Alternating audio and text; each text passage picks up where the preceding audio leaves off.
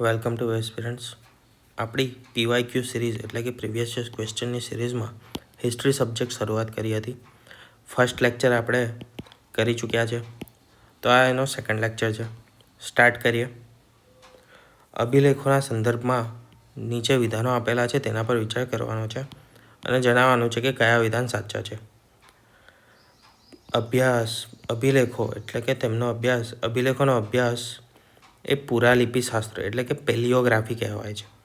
અભિલેખો અને પ્રાચીન દસ્તાવેજોની તારીખનો અભ્યાસ પુરાલેખ વિદ્યા એટલે કે એપિગ્રાફી કહેવાય છે. આન્સર તમે વિચારી લેજો. આપણે આ આન્સર તરફ આગળ વધીએ અને સમજૂતી જોઈએ. તો જવાબ છે ડી એટલે કે એક પણ નહીં, બંને વિધાન ખોટા છે. એવું કેમ છે? તો પ્રાચીન લેખોના અભ્યાસને પુરાલેખ કહેવામાં આવે છે એટલે કે એપિગ્રાફી કહેવામાં આવે છે. અને પ્રાચીન અભિલેખો, જૂના દસ્તાવેજો અને પ્રાચીન તારીખોના અભ્યાસને પુરાલિપિશાસ્ત્ર એટલે કે પેલિયોગ્રાફી કહેવામાં આવે છે. બીજી રીતે આપણે સમજીએ તો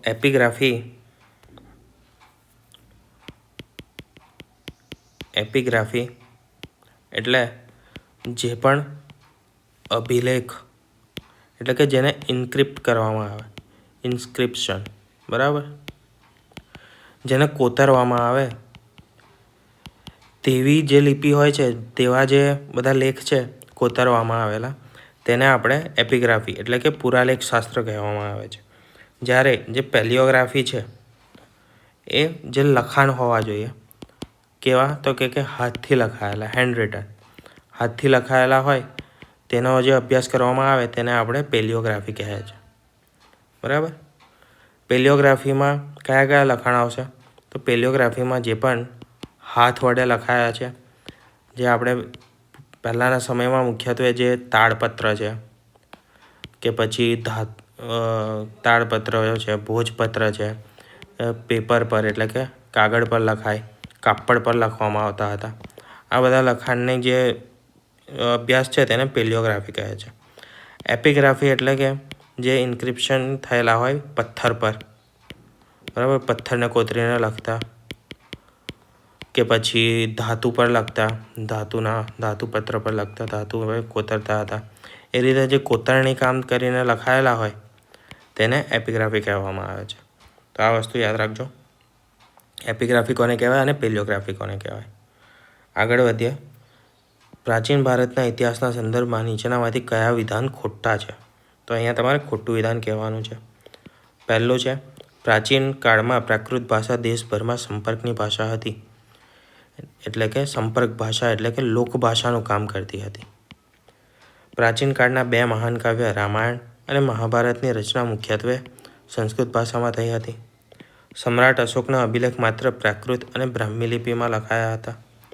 આપણા દેશનું નામ ઇન્ડિયા જે અરબી અને ફારસી ભાષાના હિન્દ અથવા તો ઇન્ડ શબ્દ પરથી બન્યો છે. જવાબ તમે વિચારી લીધો હશે. જવાબ જોઈએ સી છે. સી વિધાન જે છે તે ખોટું છે, કેમ કે અશોકના જે આપણને શિલાલેખો મળ્યા છે તેમાં પ્રાકૃત ભાષા હતી તથા બ્રાહ્મી હતી, ખરોષ્ઠી હતી અને અરમાઇક એ 3 ટાઈપની લિપિઓ હતી. ભાષા હતી પ્રાકૃત, બ્રાહ્મી, ખરોષ્ઠી, અરમાઇક લિપિઓ હતી. પશ્ચિમોત્તર અને અફઘાનિસ્તાનના વિસ્તારમાં તેમની ભાષા અને લિપિ અરમાઇક અને યુનાની બંને હતા. એના માટે આ ત્રીજું વિધાન જે છે તે ખોટું છે અને બીજા બધા સાચા છે. પ્રાકૃત ભાષા તો હતી અને બ્રાહ્મી લિપિ ન હતી, કેમ કે બ્રાહ્મી લિપિ ત્યાં સુધી નથી વિકસિત. માત્ર બ્રાહ્મી લિપિ નથી. એના સિવાય પણ આપણને અફઘાનિસ્તાનમાંથી અરમાઇક લિપિમાં મળેલા છે. ખરોષ્ઠી લિપિના પણ ઘણા મળેલા છે. યુનાની એટલે કે ગ્રીક, એમાં પણ અફઘાનિસ્તાનની આસપાસના એરિયામાંથી આપણને તે અભિલેખો મળી આવ્યા છે જે અશોકના છે. ભારતીય ઇતિહાસના સંદર્ભમાં સાહિત્યિક સ્ત્રોત પર વિધાનો આપેલા છે, તેના પર વિચાર કરવાનો છે અને સાચા કયા ખોટા છે તે કહેવાનું છે. પ્રાચીન ભારતમાં પાંડ્યલિપિઓ પ્રાકૃત ભાષામાં પશુના ચામડા તથા લાકડાની તકતીઓ પર લખવામાં આવતી હતી. વેદાંગોની રચના વૈદિક મૂળ ગ્રંથનો અર્થ સમજવા માટે કરવામાં આવી હતી. વ્યાકરણની રચના પાણીની દ્વારા કરાઈ હતી. આ 3 વિધાનોમાંથી કેટલા સાચા છે અને કેટલા ખોટા છે તમારે કહેવાના છે. પહેલું અને ત્રીજું, માત્ર 2 અને 3, માત્ર 3 કે પછી 1, 2 અને 3 બધા સાચા છે. જવાબ જોઈએ. જવાબ છે બી, માત્ર 2 અને 3. સમજૂતી જોઈએ તો સમજૂતીમાં છે કે પ્રાચીન ભારતમાં જે પાંડુલિપિઓ છે તે ભોજપત્ર, તાડપત્ર પર લખેલી જોવા મળે છે. પરંતુ મધ્ય એશિયામાં જ્યાં પ્રાકૃત ભાષા ફેલાઈ હતી, આ પાંડુલિપિઓ પશુના ચામડા, લાકડાની તકતીઓ પર પણ લખાઈ હતી. આથી પહેલું વિધાન જે છે તે ખોટું છે. વૈદિક મૂળ ગ્રંથનો અર્થ સારી રીતે સમજી શકાય તે માટે વેદાંગો અને એટલે કે વેદના અંગભૂત શાસ્ત્રો, વેદાંગો એટલે વેદ વત્તા અંગો, વેદના અંગભૂત શાસ્ત્ર એનો અભ્યાસ કરવો તે જરૂરી હતું. તેથી તેમની રચના કરાઈ હતી. તેથી બીજું વિધાન સાચું છે. વેદાંગ કુલ કેટલા છે? તો 6 છે વેદાંગ. શિક્ષણ, કલ્પ, વ્યાકરણ, નિરુક્ત એટલે જેમાં ભાષા અને વિજ્ઞાનને લગતું છે, છંદ અને જ્યોતિષ. આ 6 છે. પહેલું શિક્ષણ, બીજું કલ્પ, ત્રીજું વ્યાકરણ, ચોથું નિરુક્ત, પાંચમું છંદ અને છઠ્ઠું જ્યોતિષ. વ્યાકરણ ગ્રંથની રચના પાણિનીએ કરી હતી, જે ઈસવીસન પૂર્વે 400ની આસપાસ કરી હતી. વ્યાકરણના નિયમોનું ઉદાહરણ આપવા માટે ક્રમમાં પાણિનીએ પોતાના સમયમાં સમાજ, અર્થતંત્ર, સંસ્કૃતિ પર અમૂલ્ય પ્રકાશ ફેંક્યો હતો. તેથી ત્રીજું વિધાન પણ સાચું છે. આ જે ગ્રંથની અહીંયા વાત કરેલી છે એ ગ્રંથ આપણે જે ફર્સ્ટ લેક્ચર હતો ત્યાં એક PYQ પૂછ્યો હતો કે એ ગ્રંથ વિશે પૂછ્યું હતું, કોણે લખ્યો અને શેનો ગ્રંથ છે એના વિશે આપણે માહિતી લીધી હતી. તો એ કમેન્ટમાં જણાવજો કયો ગ્રંથ હતો જે પાણિનીએ લખ્યો હતો વ્યાકરણનો. આગળ જોઈએ, વૈદિક સાહિત્યનો સાચો ક્રમ કયો છે, એટલે કયું પહેલાં બન્યું અને કયું પછી બન્યું એ રીતે જણાવવાનું છે. આ સૌથી પહેલાં બનેલા છે આ સાઈડના, અને આ ધીમે ધીમે જઈએ એ પછીના છે. વેદ, આરણ્યક, બ્રાહ્મણ, ઉપનિષદ. બીજો ઓપ્શન છે બ્રાહ્મણ, વેદ, આરણ્યક, ઉપનિષદ. ઉપનિષદ, વેદ, બ્રાહ્મણ, આરણ્યક, કે પછી વેદ, બ્રાહ્મણ, આરણ્યક અને ઉપનિષદ. જવાબ બધાને ખબર જ હશે, તો વિચારી લેજો. ડી આવશે જવાબ. સાચો છે વેદ, બ્રાહ્મણ, આરણ્યક અને ઉપનિષદ. બરાબર, આગળ વધીએ. નીચેનામાંથી કઈ લિપિનો અશોકના શિલાલેખમાં ઉપયોગ કરાયો છે? બ્રાહ્મી, ખરોષ્ઠી, અરમાઇક. લિપિ પૂછી છે, ભાષા નથી પૂછી. ભાષા પૂછે તો અલગ આવશે આન્સર, લિપિ પૂછે તો અલગ આવશે. લિપિ અલગ વસ્તુ છે, ભાષા અલગ વસ્તુ છે. ભાષા એટલે કે જે બોલવામાં યુઝ કરીએ તેને ભાષા કહેવાય, અને લિપિ એટલે જે લખવા માટે વપરાય તેને. હવે હું આને ઇંગ્લિશમાં આમ પણ લખી શકું છું, લિપિ. આ બોલાશે તો લિપિ જ, બરાબર. એટલે આ ભાષા, આ શું થયું, મેં લખ્યું ઇંગ્લિશમાં પણ છે લિપિ કઈ ભાષાનો શબ્દ એ નહીં ચેન્જ થઈ જાય. એ ગુજરાતી ભાષાનો શબ્દ છે, સંસ્કૃત ભાષાનો શબ્દ છે, તો એ ભાષા નહીં ચેન્જ થઈ જાય, એનું એ જ રહેશે. જીપીએસસી આમ પણ લખી શકીએ આપણે, જીપીએસસી આમ પણ લખી શકીએ, બરાબર. શબ્દ એક જ છે, લખ્યું છે બે અલગ લિપિમાં. લખીએ અને લિપિ કહેવાય.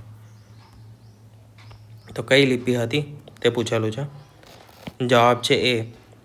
અશોકના શિલાલેખો અને રાજ્યાદેશો તરીકે જે બહાર પાડવામાં આવતા હતા તેમાં ભાષા પ્રાકૃત હતી અને બ્રાહ્મી લિપિનો ઉપયોગ કરાયો હતો. પરંતુ જે રીતે આપણે જોયું કે અન્ય પણ મળી આવે છે, તો અફઘાનિસ્તાનના જે લખાણો છે તેમાં અરમાઇક અને ગ્રીક બંને લિપિમાં જોવા મળે છે આ લખાણો. ભાષા પ્રાકૃત હતી.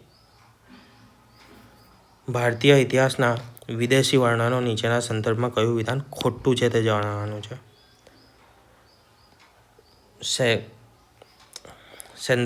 સેન્ડ્રોકોટસ ચંદ્રગુપ્ત મૌર્યના માટે વપરાતું હતું. મેગાસ્થનીસ સમ્રાટ અશોકના દરબારમાં દૂત બનીને આવ્યો હતો. હ્યુએન સાંગ હર્ષના શાસનકાળમાં ભારત આવ્યો હતો. ફાહિયાન અને હ્યુએનસાંગ બૌદ્ધ ધર્મનો અભ્યાસ કરવા માટે ભારત આવ્યા હતા. કયું ખોટું છે તે જણાવવાનું છે. તો સ્વાભાવિક છે કે બીજું સેન્ટેન્સ જે છે વિધાન તે ખોટું છે. મેગાસ્થાનીસ સેલ્યુકસ નિકેટરનો રાજદૂત હતો. તે ચંદ્રગુપ્ત મૌર્યના દરબારમાં 14 વર્ષ સુધી રહ્યો. તેના દ્વારા લખાયેલા ઇન્ડિકામાં મૌર્ય યુગના સમાજ તેમજ સંસ્કૃતિનું વર્ણન મળે છે. તેથી આ બીજું વિધાન જે છે તે ખોટું છે.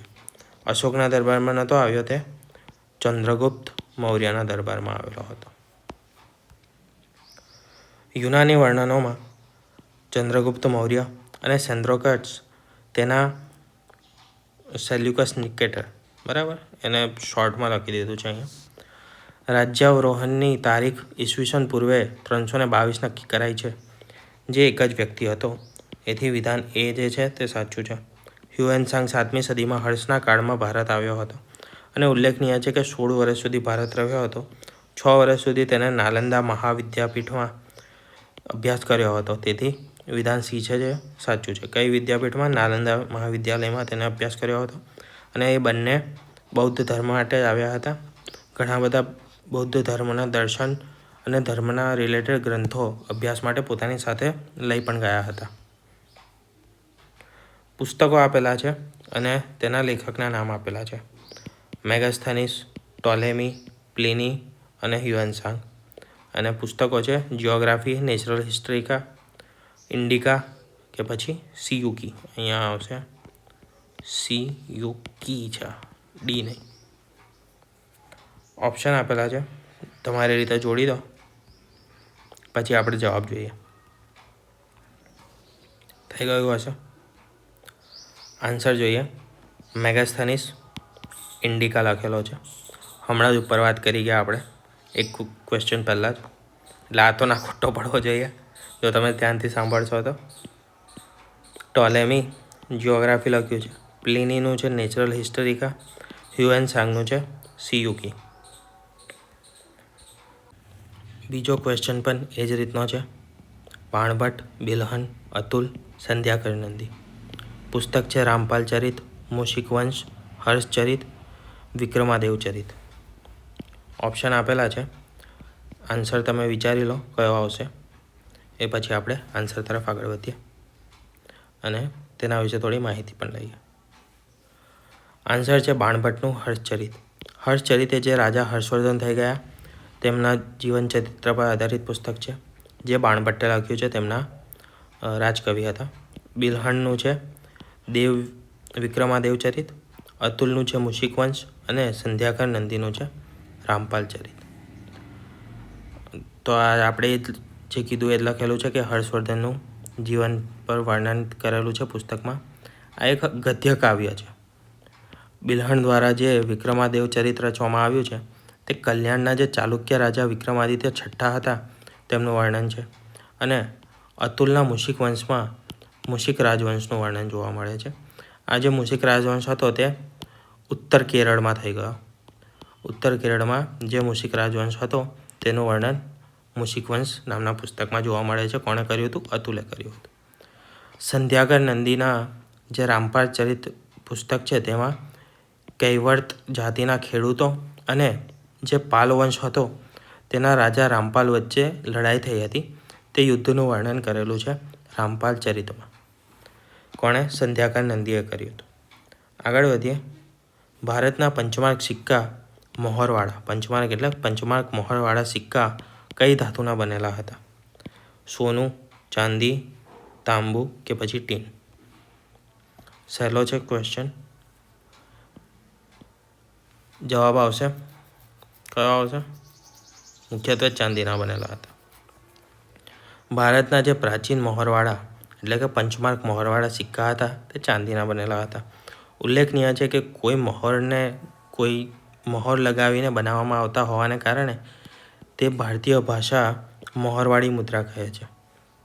ભારતીય ભાષામાં તેને મોહરવાળી મુદ્રા કહે છે કેમ કે તેના પર કોઈ મોહર લગાવવામાં આવતી હતી. જે રાજાઓ હતા તેમની મોહર હોતી હતી એ લગાવતા હતા, એટલે એ સમયના રાજાના સિક્કા છે તે ઓળખાઈ શકતા. આ સિક્કા પર આપણને વૃક્ષ, માછલી, સાંઢ, હાથી, અર્ધચંદ્ર વગેરે જેવી આકૃતિઓ બનેલી જોવા મળી છે. એથી વિકલ્પ બી જે છે તે સાચો છે કે ચાંદીના સિક્કા મુખ્યત્વે જોવા મળતા હતા પંચમાર્ક સિક્કાઓમાં. આજનો છેલ્લો ક્વેશ્ચન જોઈએ. પ્રારંભિક પૂરા પાષાણ યુગના સંદર્ભમાં અમુક વિધાનો આપેલા છે, કયા સાચા છે તે જોવાનું છે. પૂરા પાષાણ યુગનો આદિમાનવ ખાદ્ય સંગ્રાહક જીવન ગુજારણ કરતો હતો. ખાદ્ય સંગ્રાહક અને ઉત્પાદક કોને કહેવાય એ શું હતું તે આપણે ગયા લેક્ચરમાં ડિસ્કસ કર્યું હતું. ખાદ્ય સંગ્રાહક, ખાદ્ય ઉત્પાદક એ કોણ છે અને એ કયા ટાઈપનું જીવન જીવતા હતા એ આપણે ગયા લેક્ચરમાં જોઈ ગયા હતા. આ